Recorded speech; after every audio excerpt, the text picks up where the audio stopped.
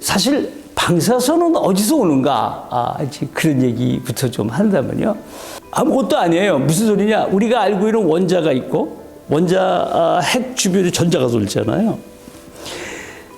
어디서 만들어진 게 아니고, 그 원자에서 만약에 전자가 떨어져 나오면 이게 베타선이고, 여기서 핵 내에서 양자가 하나 떨어져 나면 양자고, 양자 두 개, 중성자 두 개가 떨어져 나면 이게 알파고, 그 다음에 여기서 전자가 핵 안에서 에너지가 높은 상태에서 낮은 상태로 가면서 에너지를 방출하면 이게 갬마고 광자예요. 그러니까 이 방사선은 우리 인류가 생명체가 같이 살아가는 그거예요.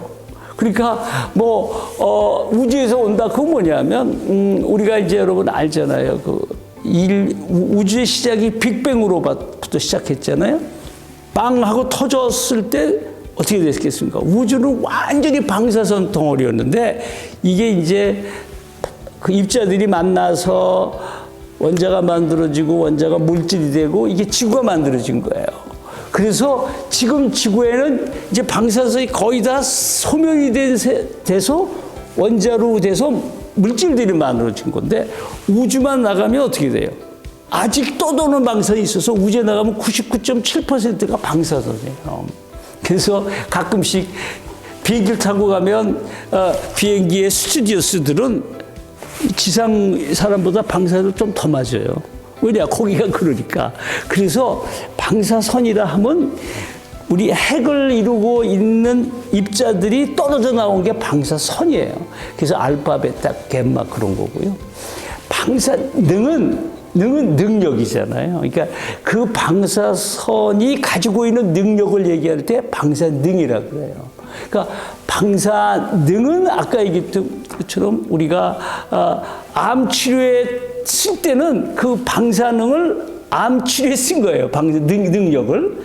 물론 이게 이제 사람을 이렇게 그냥 멀쩡한 세포를 때려서 세포가 망가지게 하는 것도 방사능에 의한 거지요. 그러니까 방사선은 그 입자 하나하나를 얘기하는 거고, 방사능은 그것에 의해서 만들어지는 뭔가 일어날 수 있는 능력인 거죠. 마치 이런 거에 이렇게 공을 높은 데서 떨어지면 떨어지잖아요. 그러면 여기서부터 여기까지가 우리가 위치 에너지라고 그랬잖아요. 그처럼 방사선 자체가 그런 능력을 갖고 있는 거죠. 그걸 잘 활용하면 아까처럼 암세포 주위에 쓰고, 잘못 활용하면 이제 엉뚱한 이제 나쁜 효과도 있는 거고요. 이제. 그리고 그 다음에 얘기했던 것처럼 알파나 베타나 이렇게 뛰쳐나오는데, 그게 어떤 핵이 요 안에서 계속 하나, 두 개씩을 던져내는 경우가 있어요. 예를 들면 이제 이게 어떤 방사선 물질인데, 예를 들면 우리가 잘 아는 것처럼, 포타슘, 우리가 말하는 캘륨 40이라고 하는 것도 우리 몸속에도 있거든요. 이 캘륨 40이라고 하는 놈은 그 캘륨이 많잖아요. 그러면 그 캘륨들이 돌아가면서 계속 방사선을 내요. 그러니까 이게 돼. 이걸로 오염이 된 거죠. 그래서 제염은 이렇게 방사선을 내는 핵들로 의해서 방사선이 나오는 걸 제거하는 게 제염인 거죠. 이제 그래서 요거는 어떻게 제어하느냐? 요 놈을 가지고 있는 원자의 특성에 맞춰서 뭐 화학적으로, 물리적으로 또는 기계적으로 떼내는 작업이 이제 제염이라고 할 수 있는 거죠. 그래서 사실 방사선 또 방사능에 대해서 좀 알면 그게 겁날 게 아니에요. 그리고 이제 되게 많은 분들이 이제 방사선과 방사능에 대해서 좀 공포감을 갖게 되는 게 안 보이잖아요. 냄새도 없고 그런데요. 우리 인류는 지금은 방사선을 눈에 보듯 측정을 다 하고 있어요. 그러니까 우리 과학자들은 다 알아요. 어디서 얼만큼이 나오는지를. 다만 이제 그런 측정기가 없으니까 일반인은 모르고 훈련한 바는 모르는 거지. 그래서 지금은 우리 과학자들은 어떤 방사선이 얼만큼 있는지를 눈에 보듯 알 수 있는 기술을 가지고 있습니다.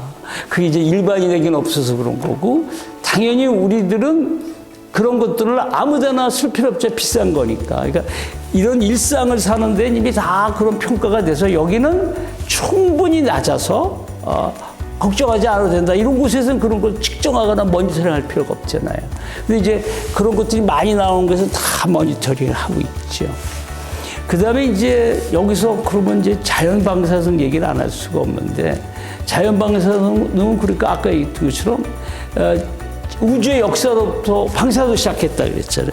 그게 남아있기 때문에 우주에는 방사선이 있을 수밖에 없어요. 그래서 아까 얘기했던 것처럼 비행기 타고 가면 실제 스튜디오스들은 방사선을 좀 많이 맞아요. 여기 사람보다. 이제 그런 것들이 네이처에, 소위 자연에 남아있죠. 이게 자연방사는 거예요. 그러니까 그거는 어디로 가나 누구나 다 맞는 거고, 또 하나는 북극이 좀 많이 맞아요. 적도보다. 왜냐하면 이제 자장이 있잖아요. 그래서 이 방사능은 전할 띄고 있기 때문에 북극 쪽 사람들이 방사선을 적도 사람보다 좀 많이 맞아요. 그런 차이가 있죠. 이게 자연방사선이고, 이제 또 하나, 나머지, 그럼 인공방사선이 뭐냐? 이제 바로 발전을 하면서 나왔고, 뭐 이렇게 인간이 만든 시설에 나오는 게 이제 인공방사선이죠. 그래서 자연방사선은 어디나 존재하는 건데, 사실 자연에 인간이 만든 방사능이 좀 만들어졌어요. 핵실험 같은 걸 예전엔 했잖아요. 그래서 핵실험에 의해서 낙진 같은 게 만들어지면서 그게 자연에 퍼져서, 그게 인간이 만든 방사선이 자연에 좀 존재하게 됐어요. 그래서 이제 지금은 그것도 자연방사능이라고 우리가 분류를 하지요. 여기서 이제 하나 얘기할 거는, 그러면 방사선은 맞으면 다 문제가 되느냐? 이제 그렇지 않다는 거예요. 그러니까 이제 이걸로 뭐 학술적으로 돼 있는데, 이제 소위 말하면 임계값이라는 게 있어요. 모든 생명체는 스스로 자기를 조절해내는 능력이 있잖아요. 그러니까 자연방사선 정도는 굉장히 작아서, 설사 이놈이 나를 때려서 내 세포가 문제가 되더라도 이 생명체가 스스로 그런 것 알잖아요. 그죠? 나쁜 병균이 들어오면 적혈구 가서 막 죽이고 하듯, 이렇게 자연에 의해서, 방사선에 의해서 만들어지는 장애를 스스로 극복할 수 있게 만들어져 있어요. 이 임계값을 넘어서 방사선을 맞으면 이제 스스로 조절할 수 있는 능력을 넘으니까 방사선 장애가 생기는 거지. 이 기준이 자연 방사능보다 많이 높아요. 그래서 아까 얘기했던 것처럼 스튜디오스들이 좀 많이 맞는다 그래도 그 정도 맞는 게 거의 문제가 안 되고요. 우리가 엑스레이 찍잖아요. 엑스레이 한 방 찍으면 자연방사선 10년치 맞아요. 멀쩡하잖아, 그죠? 그래서 우리가 자연과 생명체에 대한 걸 좀 이해하고 방사선 이해하면 그렇게 이게 뭐 겁나고 무서운 거다 이런 생각은 하실 필요가 없고요.